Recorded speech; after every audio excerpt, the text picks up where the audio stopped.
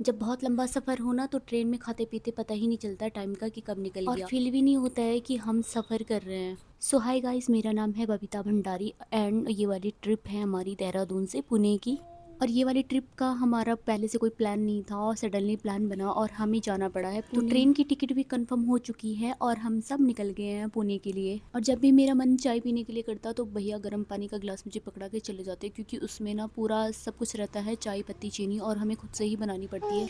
और मेरी लुब्बी रानी का तो ये सेकंड ट्रिप है ट्रेन का और ये बहुत मस्त हो रखी है। साइड वाली सीट इसको ज़्यादा पसंद आ रही थी इसलिए दादाजी के पास ज़्यादा जा रही थी। अब लंच का टाइम हो गया था तो यहाँ पे खाना भी आ चुका था जिसमें था दाल, पनीर की सब्जी, रोटी, प्लेन पराठे और आलू की सब्जी थी और दही था और इसमें आइसक्रीम थी। मेरी लुब्बी रानी तो सो रही थी इसलिए हमने आराम से खाना खाया।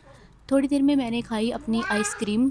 पूरी ट्रेन में हम लोगों ने बहुत मस्ती करी, बहुत कुछ खाया और जैसे 4 बजे फिर से हमारे लिए चाय आ गई थी, नमकीन, बिस्किट और सैंडविच। एक छोटे पैकेट के अंदर थी कचौरी और एक के अंदर था सोन पापड़ी। हम लोग तो पूरे रास्ते खाते पीते सोते और टाइम का हमें पता ही नहीं चला कि कब हम लोग पहुंच गए हैं। और बीच बीच में कॉफ़ी चाय आ रही थी लेकिन खुद से ही बनानी पड़ रही थी, वो बड़ी मेहनत का काम लग रहा था। और बीच बीच में लुब्बी रानी भी बहुत मस्ती कर रही थी और उसकी मस्ती तो बहुत टाइम तक चल रही थी। शाम को होते ही फिर से हमारा खाना आ गया था। फिर वही पनीर, दाल और एक में था आलू की सब्जी और प्लेन पराठे और चावल, एक में था दही और एक में थी आइसक्रीम। बस रात का डिनर करने के बाद हम सो गए थे और रात को हम पहुंच गए थे पुणे 2 बजे। ट्रेन का खाना हो या बाहर का खाना ज़्यादा पसंद नहीं है इसलिए मैं घर से भी खाना पैक करके लाई थी और पूरा खाना खाने के बाद हम सो गए थे और रात को 2 बजे हम पहुंच गए थे पुणे।